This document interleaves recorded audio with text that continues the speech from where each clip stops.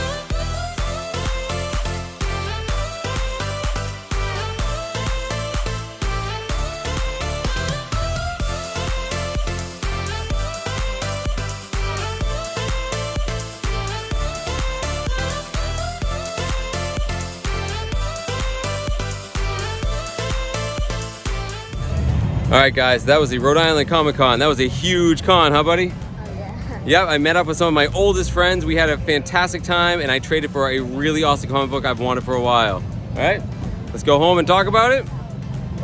All right. So there you go, guys. That was the Rhode Island ComicCon in Providence, Rhode Island. This is sort of going to be a strange video because I didn't actually plan on filming at this Comic-Con. I was just looking to have a good time and take a break from filming. I brought my son, of course, and I was actually meeting really close friends. Some of my oldest and closest friends were visiting from Eastern Massachusetts, and they brought their kids. So I had also heard, that people had been to the convention the day before, that there weren't that many comic books. It was mostly a Comic-Con for, people who like pop culture, people who like television shows, who like actors. There were tons of actors there. So, we were going just to have a good time. I kind of filmed a little bit of footage on the way in, but I was so overwhelmed by how big this convention was. And guys, it was gigantic. They had the entire expo center floor completely full. I saw a fraction of what was there, plus the adjacent hotel, plus the adjacent stadium. There was stuff everywhere. It was just too much to see, and it was full of people. So, once I got in, I was overwhelmed, and I said, I'm not going to film that much. I'm just going to go meet up with my friends, and we'll go check out some cool things. And that's what we did. We saw some actors, we got some autographs. We went to a panel on voice actors, which was really, really cool. So it was just a really fun time hanging out with our kids. But during one of our panels that we were in, me and Jack kind of snuck out, and we went back into the forum floor. And, because there were lots of panels going on, a lot of the people had sort of thinned out. It wasn't like shoulder to shoulder anymore, and we could actually look at the comic books that were there. Not only that, but we were able to find other vendors that I had completely missed when we first went through this place. So, that being said, I apologize for the lack of footage, I guess. For the amount of time we were there, I barely shot footage. Normally I have really cool B footage, and I try to be artsy. No time for that, which is good for you guys. This should be a quick video. I'll jump right into what I got. So one of the first vendors we saw when we got there had fantastic wall books and actually fairly decent prices. But I didn't have a chance to look through the actual long boxes until me and Jack went back. And I went right for the Uncanny X-Men boxes. And I was able to find 2 comic books that are on my X-Men list that I've wanted for a long time. The first one is this. This is the Uncanny X-Men number 142. This is from 1980. Of course, this is part 2 of the Days of Future Past storyline. One of the most famous X-Men storylines written by Chris Claremont and John Byrne, and honestly, absolutely one of my favorite X-Men storylines. And I'm really happy to have this one. I've been looking at it for a long time. I found them in various, conditions and prices. They're either, priced too high usually, or they're just not in very good condition. Now, this one isn't in perfect condition. It's actually, if you look up here, it's great. But down here on the corner, you can see there's some pretty big color breaks. And there was actually a fold that I thought was a chip.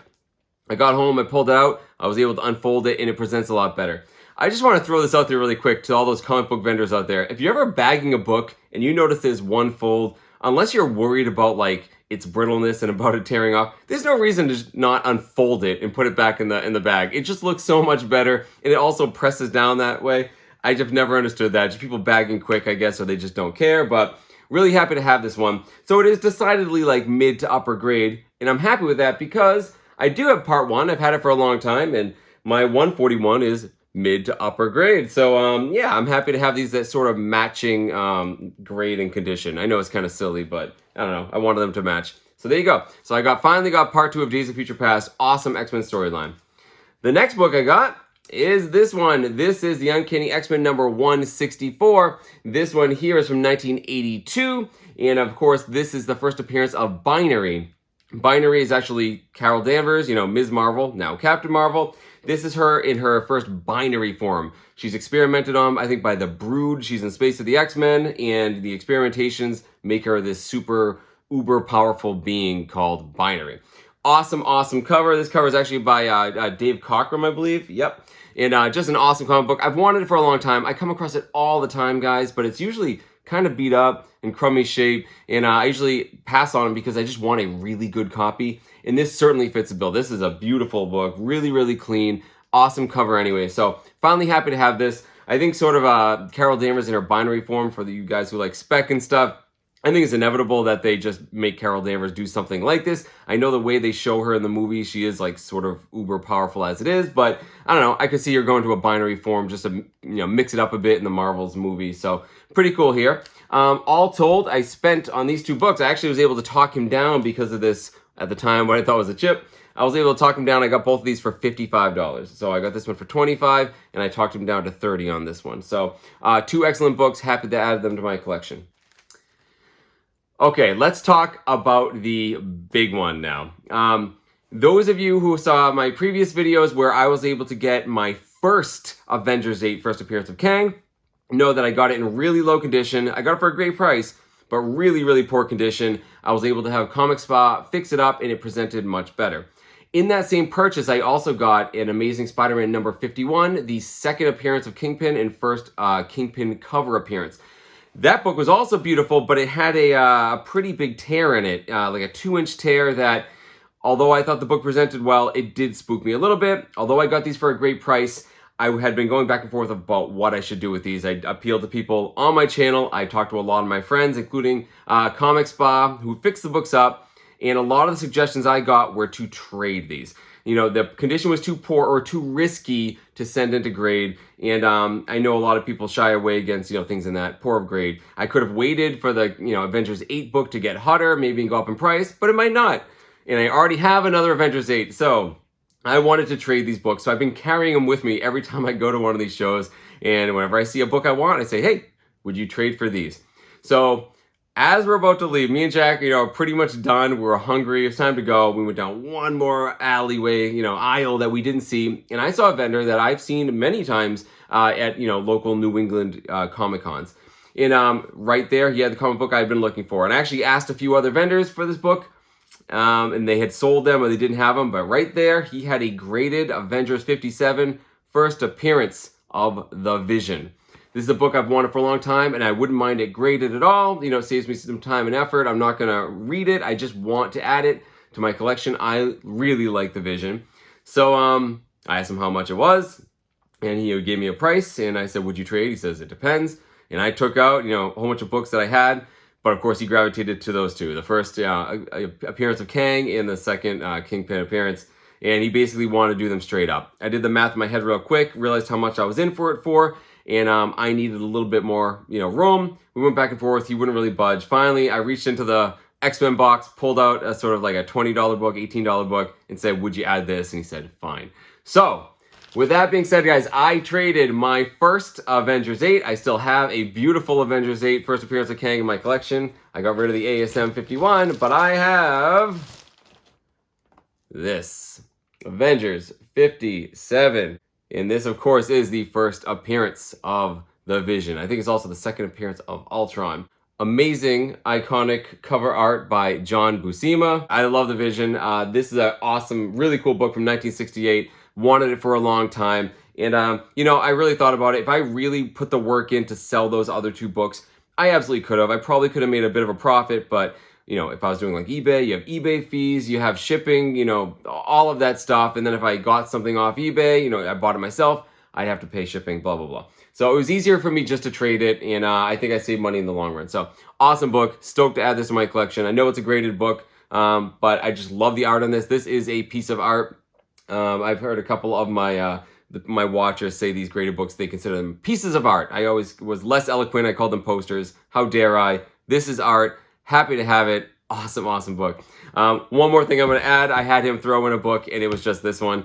This is the Uncanny X-Men number 143. This is the book right after this one. I didn't have it in my X-Men collection. This is sort of a Christmas special, but it's actually Kitty Pryde alone in the X-Mansion. A Nagarai demon attacks her, and evidently Claremont and Byrne intended this to be an homage to Alien, the movie Alien, and even at the end, she sort of torches the demon with the Blackbird's jets, very similar to how Ripley gets rid of the xenomorph in Alien. So, really cool book. Happy to add to my collection. Again, it was a toss-in just to make me feel better. So, there you go, guys. That was a really quick take. For such a big Comic-Con, I really didn't have that much footage, but who cares? You guys want to see the comic books. I had a great time with my friends, with my family, seeing my friends' kids. It was a really, really fun time, and that was actually the highlight. As cool as this first Vision is, the highlight was hanging out with my friends. I hadn't seen it in a long time. So there you go, guys. It's a pretty quick video. Let me know down in the comments what you think of my purchases. Was this a really good deal on these two Uncanny X-Men? Oh, I'm going to throw this one in here too.